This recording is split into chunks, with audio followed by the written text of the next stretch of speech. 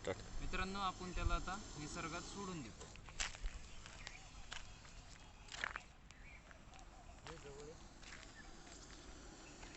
मित्रांनो, तुम्ही पाहू शकता अजून पण किती ॲग्रेसिव्ह झालेला आहे तो जायच्या याला पण आता जाऊ नाही राहिला.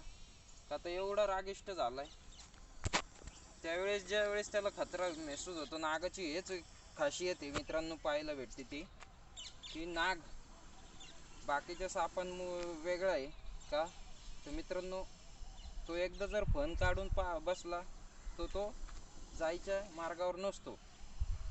तुम्ही आता पाहू शकता समोर.